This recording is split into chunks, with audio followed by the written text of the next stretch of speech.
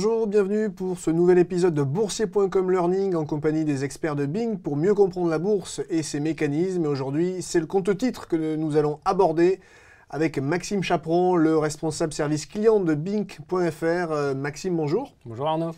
Alors expliquez-nous, le compte-titres, c'est indispensable si on veut investir en bourse. Qu'est-ce que c'est?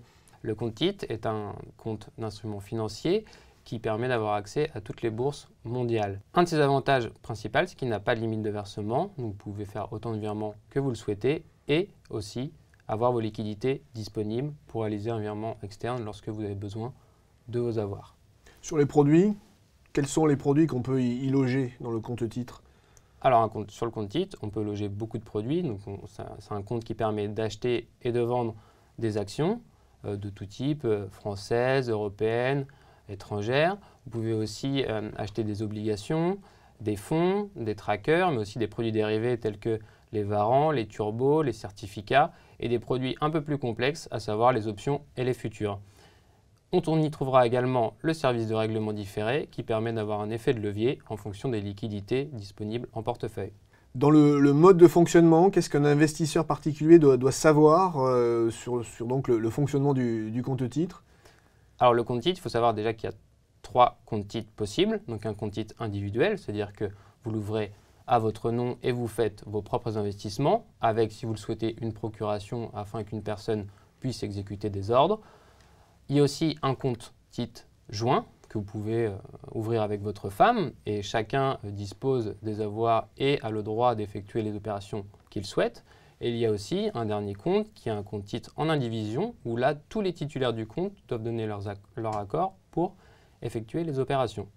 La composition du compte titre. Le compte titre, il est composé d'une partie espèce que vous pouvez alimenter par virement, par chèque ou parfois par carte bancaire et une partie titre, là où vont être hébergés vos produits ou vos valeurs mobilières avec des informations telles que le prix de revient unitaire, la quantité, le dernier cours coté et forcément votre plus ou moins value latente. Ce qu'on retrouve aussi sur le compte titre, c'est la couverture disponible pour traiter, à savoir la couverture que vous avez au comptant, c'est-à-dire vos espèces nécessaires pour pouvoir acheter ou alors même vendre des actions si on est au service de règlement différé, puisqu'avec un compte titre, on peut vendre à découvert.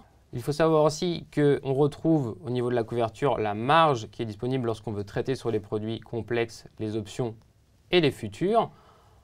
Pour conclure, ce qu'on peut dire par rapport à tout ça, c'est que le compte titre il propose un large éventail d'investissements de valeurs ou de produits afin de diversifier au mieux son investissement en fonction de sa stratégie. Un large éventail de produits.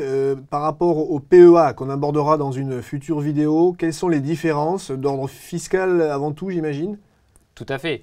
Alors, le compte titre, lui, au point de vue fiscal, déjà, chaque année, il faut déclarer, à savoir ses revenus, ses plus-values. Alors, le calcul se fait en fonction de votre tranche marginale d'imposition et des prélèvements sociaux. Les pertes, elles sont également imputables sur les 10 prochaines années, lorsqu'il s'agit de gains de même nature. On pourra quand même noter toutefois que sur le compte titre, au bout d'un certain nombre d'années, on peut avoir un abattement sur notre plus-value. L'autre point qui diffère du PEA, ce sont les critères d'éligibilité des valeurs à mettre dans le PEA, qu'on abordera dans une seconde vidéo, où là, on va dire que l'univers de valeurs est un petit peu plus restreint, ce qui contraint l'investisseur à faire en fonction de sa stratégie. Là, le choix entre le PEA et le compte titre se fait selon sa stratégie, selon son appétence au risque et notre désir et aussi l'horizon d'investissement. Il sera cependant intéressant de souscrire à un compte titre et à un PEA afin d'avoir accès à de multiples supports. Maxime Chaperon, merci. On se retrouve très vite pour de nouveaux épisodes de Boursier.com Learning. À bientôt.